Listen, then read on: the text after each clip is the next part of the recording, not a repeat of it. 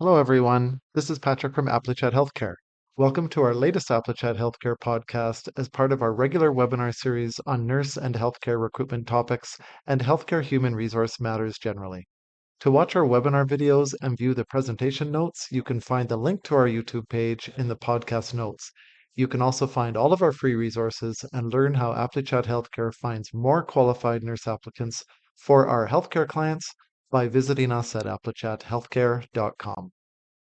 Thanks for joining us today for our latest webinar. This one, we're going to talk about balancing technology and human touch in healthcare talent acquisition. Applichat works with healthcare organizations in the US and Canada to help them find and hire more nurses. We specialize in sourcing nurses from outside of the job boards with a focus on passive nurse candidates. And we can reach, in fact, up to 70% of all nurses in any market. So that lets us get to an entirely new audience of nurses for our clients' vacancies, which is, of course, very interesting to them. We know this works because our clients consistently tell us that most of the applicants we bring them are new to them. It's not just a rehash of candidates they've already interviewed before or talked to before. As an example, Kim at Overlake Medical Center in Bellevue, Washington, she tells us she loves our methods because our candidates that we bring her tend to be more diverse than the applicants they receive from other sources. So to find out more about Applichat and our sourcing and screening methods, you can visit my online business card. It's applichat.healthcare.com/Patrick, and you can connect with me there. You can also find out about all of our past webinars. You can watch our past webinars on nurse recruitment, sign up for future free online events. You can join our Nurse Recruitment Secrets Facebook group, our Healthcare Recruitment Leaders Exchange, and we also have a newsletter that you can sign up to there as well. So please do reach out to us there. So as I said, I'm Patrick. I'm the Chief Operating Officer of Applichat Healthcare. I'm happy to be hosting this event today. And we have two very special guests with us today from AHSA, Bev Colan and Jay Sage. Welcome to Bev and Jay. Thanks for joining us. Yeah, thanks for having us. Just a little bit about both of them. Bev comes to us with 25 years of experience in recruitment, sales, international business, marketing, and management. Since 2001, Bev has been working in healthcare staffing. She's worked from allied health recruiting to launching and overseeing one of the first healthcare MSPs. Bev is currently an executive vice president with AHSA. So welcome again, Bev. Thanks for joining us. Thanks, Patrick. And Jay started in the recruitment staffing industry in 1999. He has spent more than half of his career in healthcare, and he previously worked as a clinician himself in occupational therapy and also served in the US Army. And Jay's with AHSA as a senior vice president. Thanks, Jay, and welcome as well. Thank you. Glad to be here. So I encourage everyone to reach out to Bev and Jay. Their contact information is on the screen. You can reach out to them on LinkedIn or by email if you have questions or want to engage them on these important topics later as well. So thanks again, both of you for joining us today.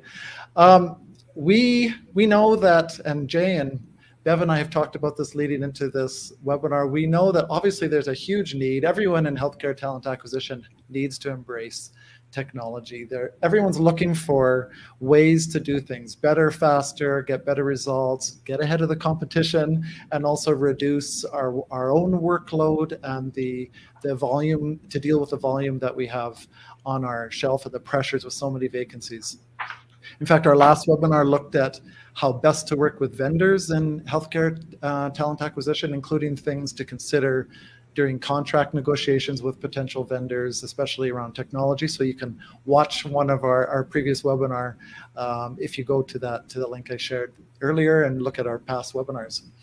So again, with so many workload pressures, so many vacancies to fill, I think though that it can be easy or tempting to rely too much on technology.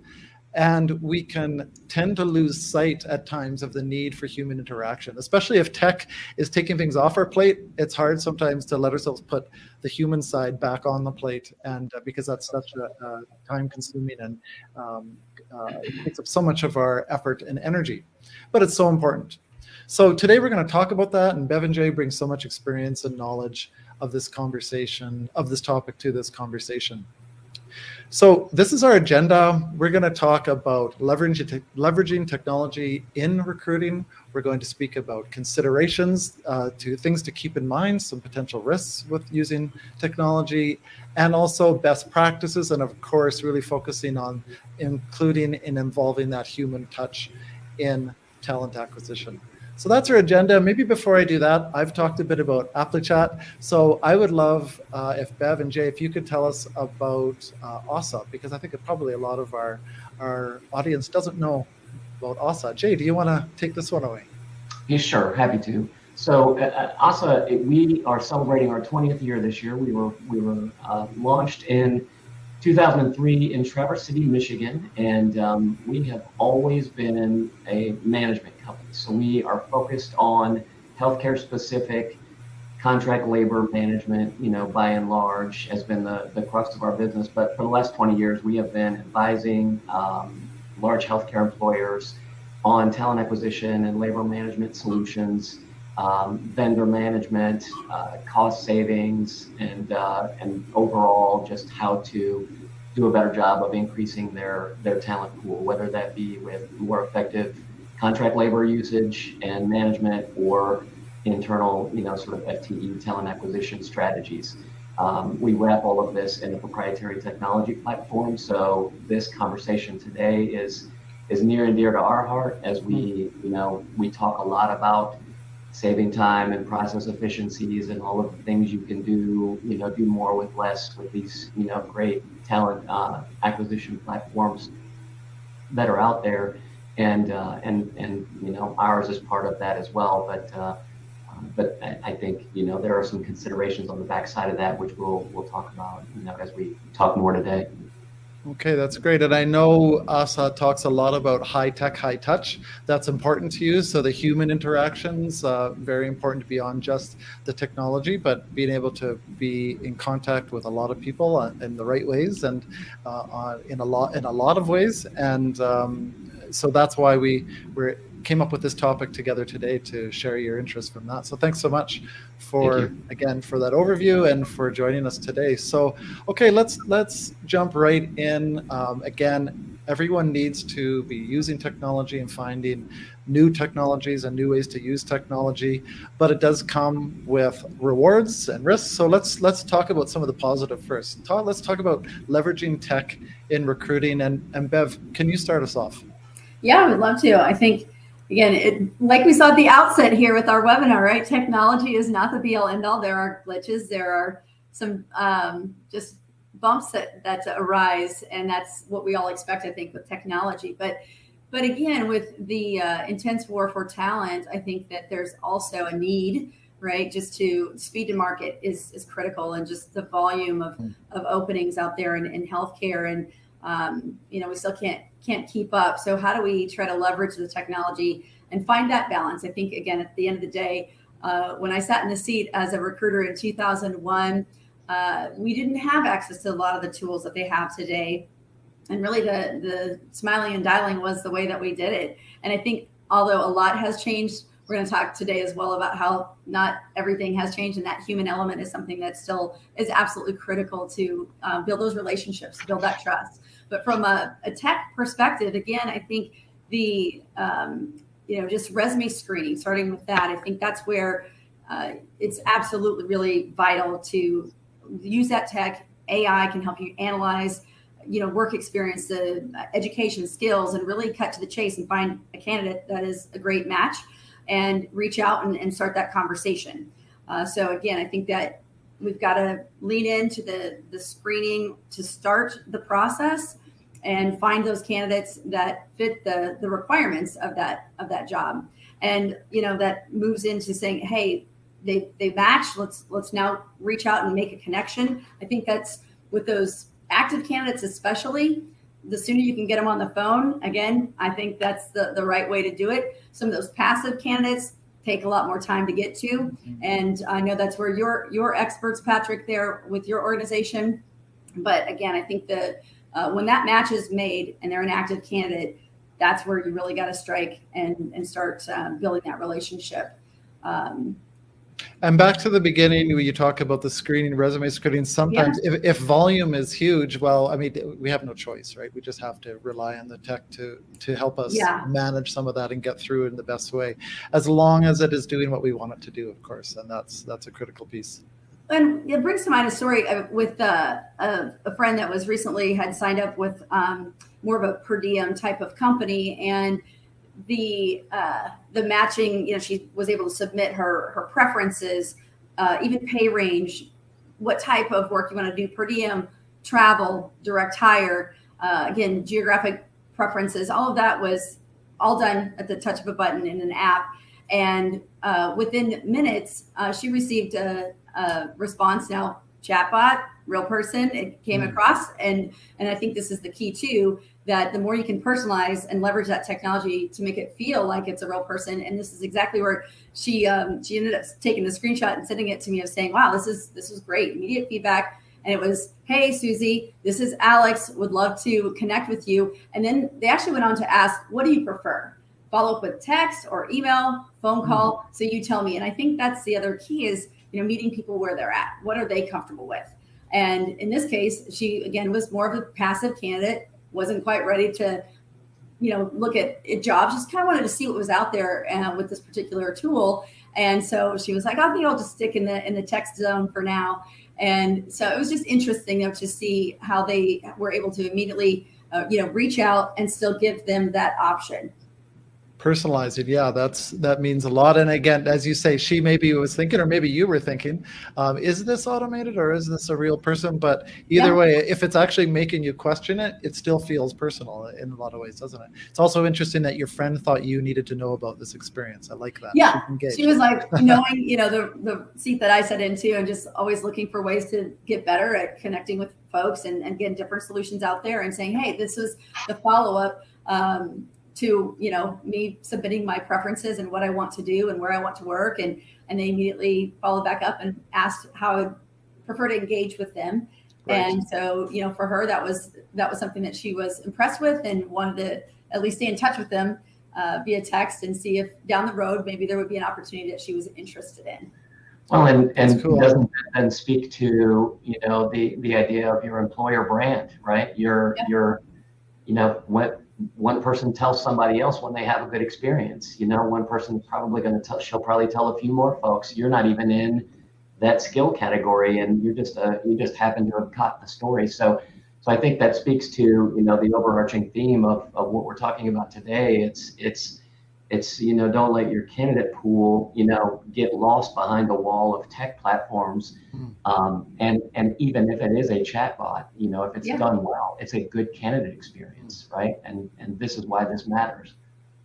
That's interesting. Absolutely, I think that's that whole, like you said, that customer experience, not just the customer service that we all expect. It's that experience that she was already feeling positive about, and to your point, Jay, she's going to go out and tell her friends about it, and right. That's where the referrals start. And at the end of the day, that's a recruiter's best friend, right? It's getting those referrals. So she might not be ready right now, but if she tells somebody who is, then there's your pipeline just continuing to grow. So I think, that's all.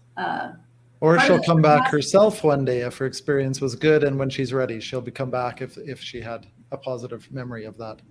That's great. And that's exactly what it was from the very beginning. It was very easy to use this tool. And then, the other piece that as a nurse she was impressed with, and rightfully so, is that it immediately then said, hey, based on what you told me that you like to do, here are the compliance and credentialing requirements that you need to already be thinking about in terms of licenses and all of the different compliance documents. And so that was another way to, again, expedite the process, and where I think technology really makes sense, because some of those administrative back and forth burdens can be alleviated significantly and expedited. It's all about efficiency. And again, I mentioned speed to market. And in terms of the volume and leveraging tech, what you don't want your talent acquisition team to be doing is all those little administrative pieces, right? If we can take those off their plate, let them do their real job, what you're paying them to, but also B, what they want to do and what they can be good at, then that's a real value in leveraging technology to do that. And that, yeah, again, thinking back to the day when I would recruit, there were a lot of those pieces. And even working and talking with recruiters today, they love the connection still with the candidates, but not all of that back and forth with the paperwork and the administrative burden. So again, that makes them happier, enjoy their job more. That's going to come out in the conversations with their candidates. And I think the next thing that I'm staring at here is that pre-employment assessment. I think that's another area where, again, you can push that out. You can leverage the technology to ease that burden. The tech can evaluate the skills, the ability, the cognitive abilities, all of the personality traits, whatever it is that are important to that particular role that you're hiring for. And again, the more we can kind of take some of that off the recruiter's plate and let them do what they love and what they're best at, which is hopefully, again, building those relationships and making those personal connections with people, that's going to be a win-win. You mentioned the pre-employment assessments, and you mentioned using that for a particular job. What's your experience with the ability of different forms of technology to be really tailored to a specific job, a specific location? That's important, right? We want to get as specific as we can, and if we're going to use tech to help us. Yeah, I think that's a ongoing theme throughout this is, again, tech should be there to augment, not to replace, and the more specific, the better, because you'll see as, you talk about some of the challenges with different data sets that might have biases and different things that could be, again, on the negative side, on the risk side of that equation. So I think that the more specific you can get, the better, and that will help you find the more qualified candidates, right? So being general is not going to result in near as effective results as if you can really hone in on the years of experience, the type of equipment, the types of patients that they're going to be dealing with, all of the specifics, beyond even just the pay and the location. It's that particular job. What's it going to take to be successful? And even some of the soft skills, that you're looking for to fit in culturally in that organization. Yeah, and being general with technology is not going to let us get a real value for money either, is it? If we're going to spend and invest in bringing technology in and time and money, then we want it to be specific. Jay. Yeah, it's interesting. Without hopefully not eliciting a collective groan from anybody that might have tuned in here, but I am old enough. I've been doing this long enough that I have watched a lot of these platforms come to fruition, and I've heard the sales pitches for my entire career, and for a very long time it was always about better match candidates, screen out candidates, and so only the best few rise to the top, sort of a sales pitch value proposition from a lot of these platforms as they had come online. And so we had gotten trained, as a talent acquisition industry, that this would make everything so much easier. I can just focus on my best few candidates. But I think, looking back, what ended up happening is that there's some great candidates, that got overlooked, or that didn't quite make it through the process, or that had a poor, candidate experience and gave up on it. And so we lost a lot of our talent pool. And what ended up happening was that the talent acquisition function got labeled as a hurdle that was impossible to clear. So then you had to just network your way in. Don't go through the recruitment organization. You'll never get in. And so then you need to go find the hiring manager directly and do some networking, and then you can get in. And I think that's an unfortunate reality. Like the best recruiters that I've ever had the opportunity to work with really worked hard to help find candidates homes inside of their organization. So if you're not a fit for this role, I'll keep you in mind. And you see these magical moments, and if anybody that's been in this industry for any amount of time, where there's a great recruiter that remembers, a 5-minute conversation with another candidate that, it comes up a month later. Oh, Patrick would be great for this. Let me call him and see if he's still around. Or, that will date me as well. Let me text him or shoot an email or chat.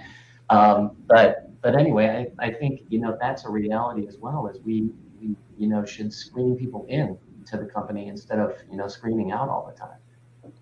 Yeah, I think that, it's the silver medalist, right? That you forget about. And again, there's technology out there to help find that talent rediscovery. But I think at the end of the day, too, what you mentioned, Jay, it absolutely, I'll date myself by saying Rolodex, right? That mental Rolodex. Most of the audience probably. What's that? Yeah. There's going to be a truly, that's how we comment that ends up in the chat here in a second. Right. Yeah. A Rolo what? But truly, you kept those people top of mind. And I think that's where the talent of a real salty recruiter shines, is that they are able to convince people to go somewhere they don't want to go. So, it's easy to recruit people to, especially on the temporary side, right? They want to go, south in the winter, north in the summer. And there are times that you got to convince them to do just the opposite of that. And again, I think that goes back to that human element, the connection, the building relationship and the trust, and not just relying on technology to say, hey, here's where you best match, go. If they feel like a widget or a number, that's probably how they'll respond to you, right? Right. Yep. We've, since, of course, COVID, we've all engaged video technology so much, and you have video interviewing here as one of the key points you want to talk about. What's your observations about using tech for video interviewing? I think it's been a breakthrough. I don't know, how we could get along without it anymore. I mean, especially with the expansion of the continued expansion of remote work, roles. I think video interviewing is great, and it's there are, certainly some automated video, technology platforms out there that work really well as well. I mean, especially if you're talking about industries like healthcare, where it's 24/7, 365, the nurse can log in and interview, at his or her own time frame. And so you can, again, just like everything, we try to let our folks self-manage, themselves through the process. But the ability to, talking about, candidate touch, the ability to pull somebody up on a Teams chat real quick and just do a quick face-to-face phone call and give that candidate, a good point of contact in the organization, and be able to look at somebody in the eyes and give them a smile. I think you can then inject, that's the start of your company culture, right? They may have been touching you, if you go back to through the talent attraction process, and then the active, interviewing process, and somebody they're filling out all the paperwork, and I submitted my resume, and now I need to type it all in again because our ATS is ancient. Whatever's going on, you're able to instill a little bit of your corporate culture by, making that connection with that person. I think video interviewing is spectacular. Yeah, I agree. And again, I think it really is that opportunity to start that connection. And I keep, going back to that, because again, I think that's what I enjoyed most as a recruiter, was, building those relationships and connecting, and would have loved to have the chance to see people. It was just a couple years back, I finally met somebody I had recruited like 20 years prior, met him in person, and we hadn't even ever, because this was, again, free, even Teams and all the, before all this technology became so popular. I suppose we could have FaceTime, but never had the opportunity to even meet till 20 years later. And so I think having this tech right now, so easy to use. And I think that was one of the things that COVID and the pandemic really helped to accelerate that adoption of the technology, and everybody being now very comfortable with this type of setup, where you're used to meetings where you're constantly seeing people and not just over the phone. And I think that really does allow for that. Absolutely. And as you say, it was a necessity. We had to embrace it at the beginning of COVID, but it's also allowing us to be more efficient, right? We can interview more people faster. It's easier for the applicants then, especially in that first interview, to not have to try and travel and commute and park and all those things that come with it. And Applichat, one of our products is virtual hiring events. So we combine that with our sourcing and deliver virtual hiring events. And we're able to let our clients interview a lot of people in a 4-hour period instead of perhaps an in-person, which is great, but sometimes in-person doesn't always work for all of our candidates either, and they can get through a lot of volume in a 4-hour virtual hiring event. What about diversity, equity, and inclusion? This is on your slide, and I'm really interested to hear your thoughts about how technology can contribute to this, such an important topic.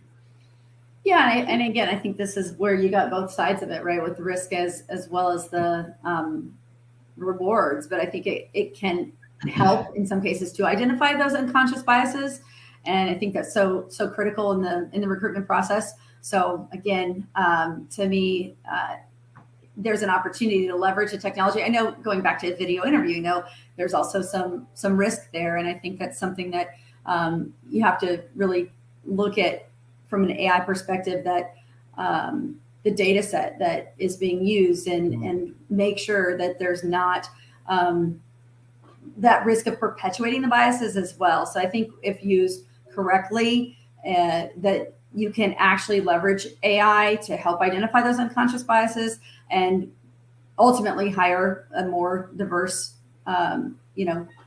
pool of people, which I think there are tremendous benefits to that from a just overall productivity of your organization, your culture. I think there's just, again, a lot of reasons why we want to focus on that, but I think there's an opportunity to use it. You just have to be careful. There are risks as well.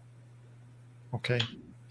I agree. I think we are in the middle of learning a lesson about that. I think everybody's initial reaction was AI and ML. We are going to be able to take the human error, and unconscious bias and conscious bias, out of the equation, with our hiring decisions, and then we realized that it was still there because we told the machine what to do, to get started with, and we loaded that initial data set. And so it was off to the races with the biases that were loaded in at the beginning. Okay. Yeah, and so you've touched on a lot of the positives, a lot of the real benefits of using technology. You've also touched on some of the risks and concerns, and this is one of your key points that you want to talk about today. And as I say, you've already touched on some, but I think you have more to say about the considerations to keep in mind when leveraging technology. I think I'm happy to continue, on the discrimination, path. I think, what we've seen coming up now as well is, which we didn't foresee this. I think some companies didn't necessarily foresee this, but there's the idea that, the Americans with Disabilities Act, has now come into play with some of the AI related almost gamification, kind of processes that you have to go through, in order to apply, where it's measuring your keystrokes and it's watching your speech patterns, as an applicant, so that the machine can make some decisions about whether you qualify or not. And then so we've left, some of our folks with disabilities behind, and not given them a great opportunity to get through the application process. So I think that's one thing that was, top of mind for me.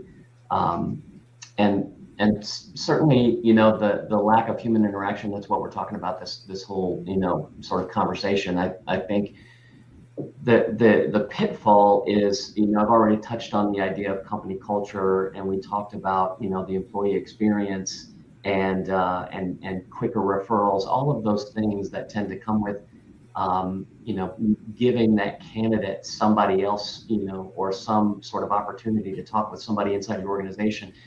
I think about it in terms of, this is just, how I think about it. It's how I interact with my bank. My online banking is, I don't want to talk to anybody. I can do everything I need to do on my app until I want to talk to somebody. And then I want it to be quick and easy for me to figure out who I want to talk to. And that's just a transactional, sort of a relationship. This is an employer-employee relationship. Right. So that it should be a little more than that, right? So Bev, we were having this conversation yesterday afternoon. Yeah, absolutely. And I think that inaccuracy piece is, again, it's not perfect, right? We're just trying to get logged on to the webinar. We got glitches, right? And there's technology challenges to be expected. I think we all experience that daily, it feels like. But I think one recent conversation I was having with a friend that was applying already had an interview, and yet had to go and apply, and just through the resume screening process was actually a thanks but no thanks letter was sent her way, like, hey, you don't qualify for this position that you're applying for. And she already had the interview and had talked to the hiring manager, and of course they hadn't also shared that they had this kind of AI in the background that was going to potentially create this problem. And I think just that transparency is important, telling people, hey, don't worry about it, you have to go through the process, but there's a chance that I know you don't have maybe the exact number of years of experience, but you're good because it's the right experience. And so just heads up, if you get an auto-generated letter, don't sweat it. But instead, she didn't know that. She gets it. She has a heart attack. She's like, what? I'm kicked out. Calls the hiring manager that she already had the interview scheduled with. And he's like, yeah, sorry. It's just part of the process that we have to go through. I should have given you a heads up and let you know. Sorry about that. But we'll see, tomorrow at 3 for your interview. So again, I think those that inaccuracy, that tech is not perfect. Right. And that sounds like an example that could be fixed if there's just enough attention put to it, right? It should be able to be fixed. Even as something as simple as, I was going to use that example of the automated text messages. If someone gets a text with their, the field for their name incorrect, make it super obvious that this was automated, or that they get the text at the wrong time. All those things, they all contribute, especially for people who are at the beginning of the process with an organization. They contribute to those first impressions that are so hard to shake down the road. So true. Yep. Back to that candidate experience, right? It's really critical that throughout the process that they're feeling loved, and that they belong in this organization. Not sorry, you don't cut it. And so it really does matter to go back and analyze if you are using technology in this way, that, hey, is it working? And if you are having these issues, and again, just based on his reaction, like, yeah, sorry, should have let you know. Obviously, this is not the first time, so we need to go and try to address the root cause and fix it, so that we're not losing those candidates that, in her case, like I said, she had already got the interview secured through a personal relationship. But I know we all have several other examples of those candidates that have received that auto-generated, and they bounce. They're not going to continue to follow up or reach back out and say, wait, I don't think this is right. I know you require 2 years of experience, but I have 1 year at a level 1 trauma center. That should trump that minimum requirement. So again, I think that you have to constantly evaluate, is this working? And if not, we might need to make some adjustments. And again, with candidate experience, especially working in healthcare, with every applicant can get 5 job offers tomorrow if they want them. Yeah. Any little thing to push them away from you is you've got to try and avoid those. So that sounds like a great example, especially like you say, if we knew it's happening and it could happen again, you either need to warn them or fix it but warn them in the meantime. Yeah. And I think we touched on the discrimination, but even like the privacy violations, like so that information that is collected that can be sensitive and personal about biometric data without consent, and that leads to legality issues, and so again, just being mindful, being aware what's being collected, how that's another piece that I think is needs to be taken into consideration, because it can be problematic for sure. Yeah, how often do we hear, at least I do, of a company that had a hack, right? And suddenly they have to announce that their client's data was mistakenly released to the public. So obviously, anytime you use technology and there's a way to get in from the outside, potentially, that you want to know what you're collecting, why you're collecting it, if you're only collect it if you really need it, and then of course, bring in the experts on the security side. Any other experience about that piece? The privacy violation side of it? No? Okay, great. So those are some important considerations. There's obviously, as we said, there's risks that come along with the rewards. That's really valuable to think about. Let's focus on the positive. Let's focus on best practices, how to use technology, but also bring in that human perspective. You've peppered your comments throughout the presentation with this already, but I know you have more to share about this idea and some advice for our viewers. Who would like to start this one off?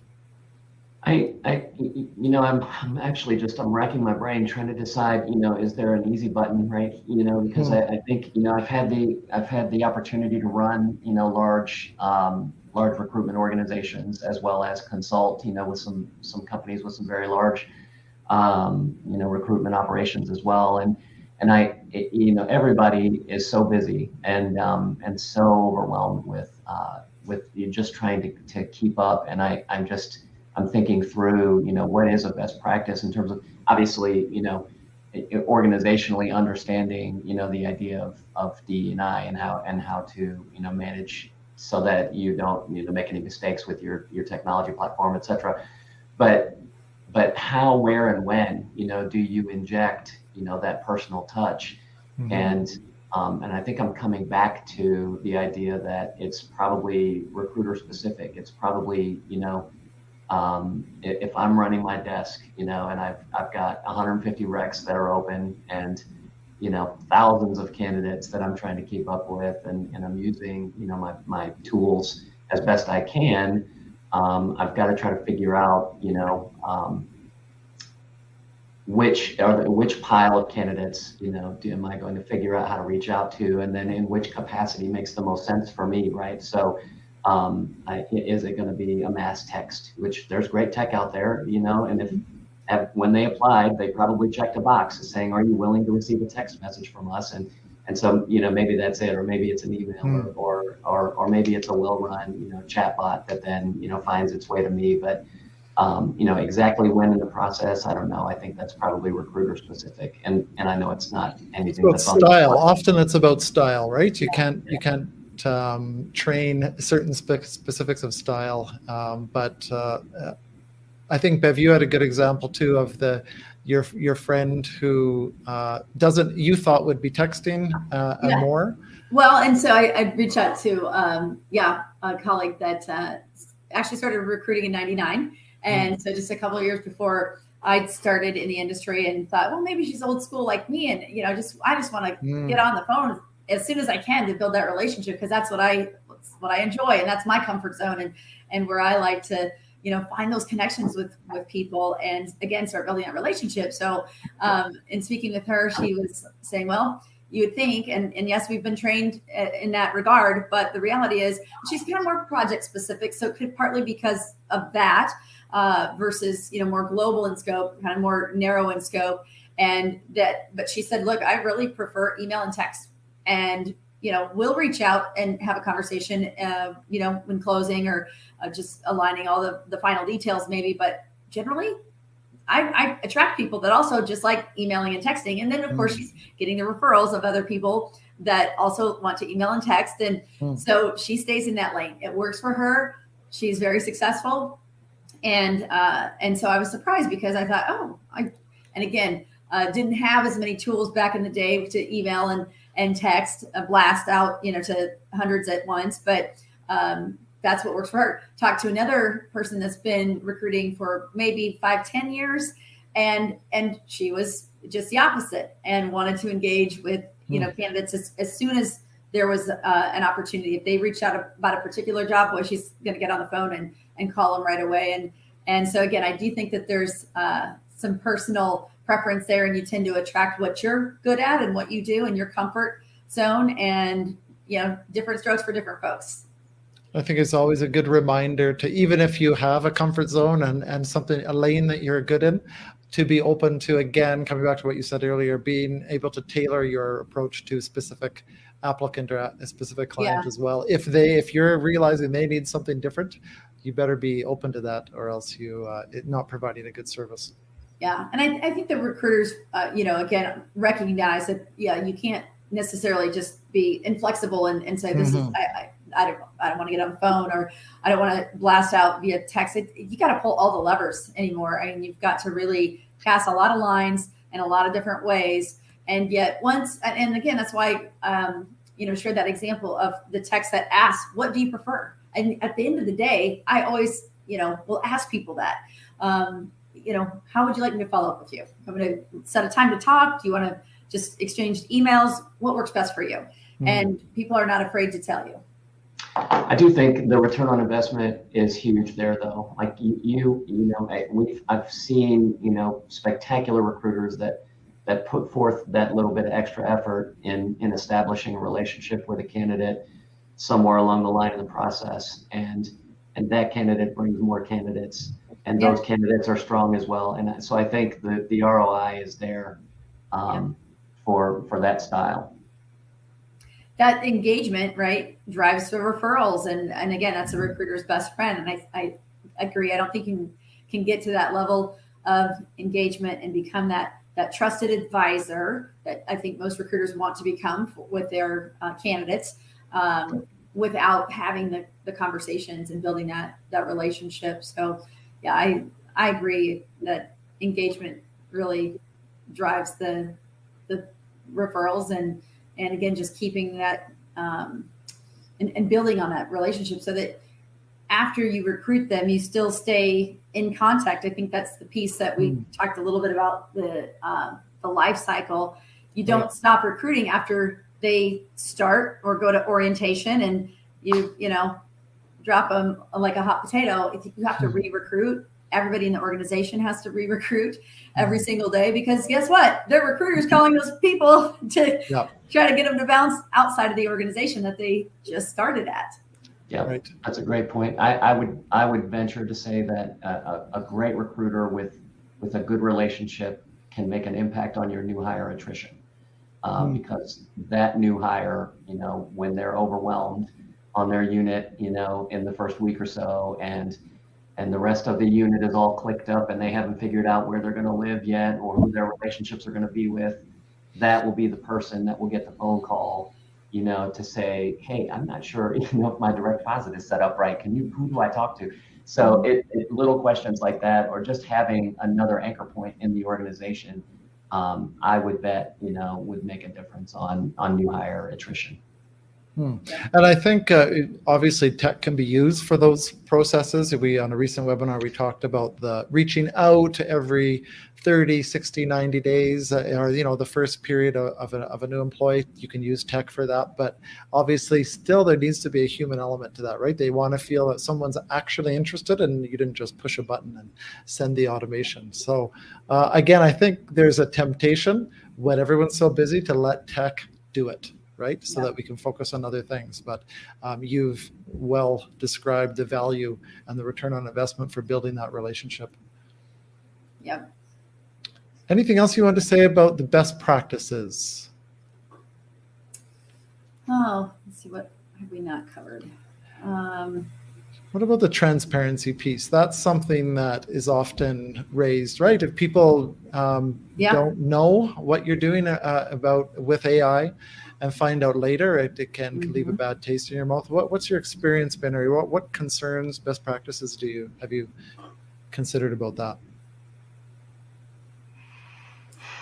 Well, I think it's, again, just in the one example that I had shared, not knowing that there was a AI that could potentially, kick out the thanks but no thanks letter based on the fact that they already had the conversation about experience and knew that this was just a formality. And there was, again, based on his reaction, the chance that this could happen, like, just be upfront about it. If you're not going to get it fixed by the time that you have to go and submit your application, then at least say, hey, just so you know, don't be alarmed if this happens, and communicating that this is AI at work and it's still being tweaked and perfected. So don't be alarmed, right? So I think that's where it starts, is just communicating that that's happening, and being aware of what the data is that's being collected. And then again, analyzing, is this actually doing the job that we need it to do? Is it working? Are we losing qualified candidates because of it? And constantly evaluating and tweaking until you get to the point where you're confident that, okay, we're not going to screen out those candidates that we really want to talk to that are qualified for the job.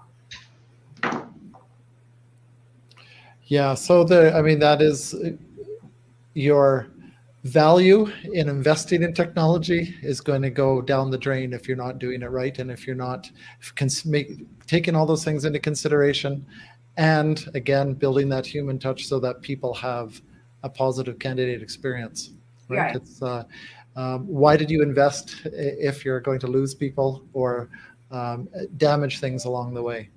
Yep. Lots of challenges to consider, but lots of rewards as well. And like I say, I think you've really well described the value in investing in that, the return on investment, as Jay said, and that's important considerations for people to think about. I've seen some themes come out. It's really, from your conversation, it's really about the need to obviously use tech, but also to personalize it as much as possible, tailor it as much as possible.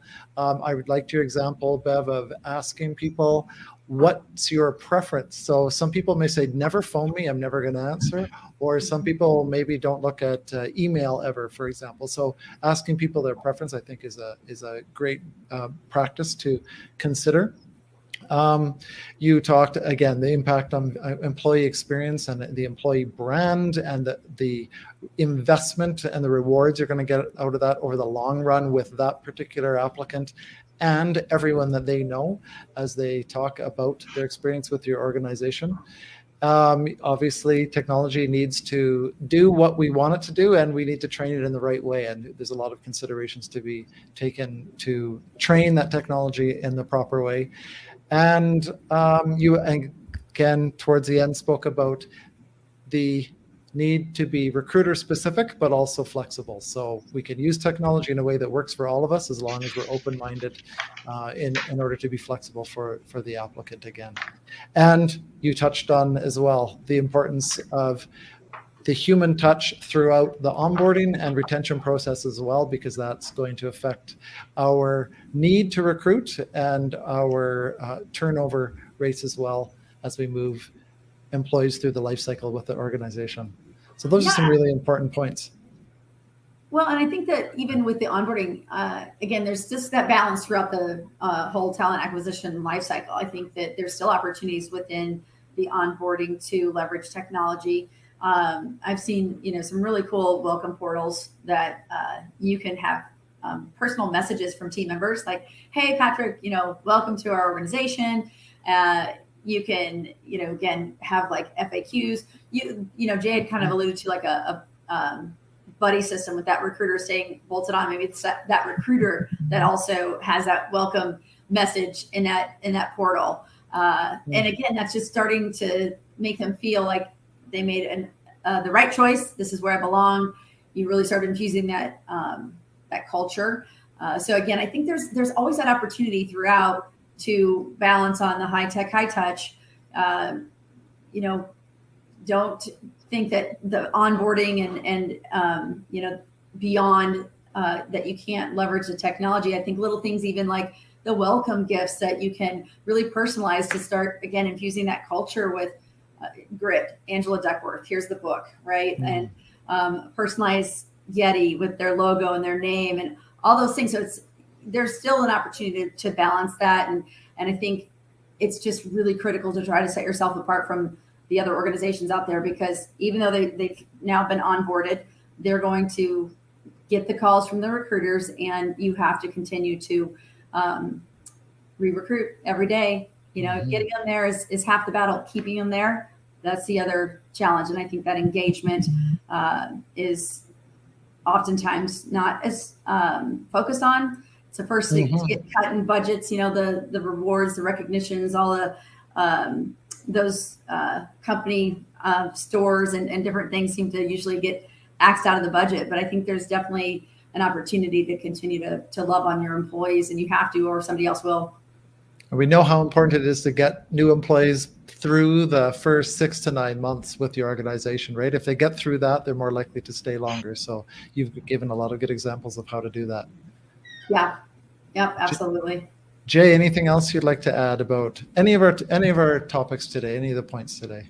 No, it was a great conversation. Thanks for inviting us along.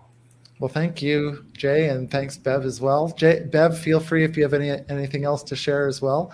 I'm going to pop up on the screen your contact information again. Feel free. Bev and Jay are happy to hear from you on LinkedIn or email as well. So their contact information is there, my LinkedIn information, and again, you can reach out to us to learn about Applichat at my online business card there. It's on the screen as well. So feel free to connect with me if you want to learn about our sourcing methods and also to access our free online recruitment resources. So look forward to seeing folks there as well. We host these webinars every 3 weeks or so, so stay tuned. We always announce them in LinkedIn and Facebook, and we'll be streaming them on all of those platforms as well as YouTube. So please stay tuned for those. And then you can also watch our past webinars as well in our library on our website. So thanks again, Bev and Jay, for taking the time to do this today and sharing your experience. Very helpful. And well, we're going into the long weekend, so happy 4th of July for you, and happy Canada Day to my Canadian friends as well. Thank you so much, Patrick. Thanks, everybody. We'll see you soon. Bye-bye.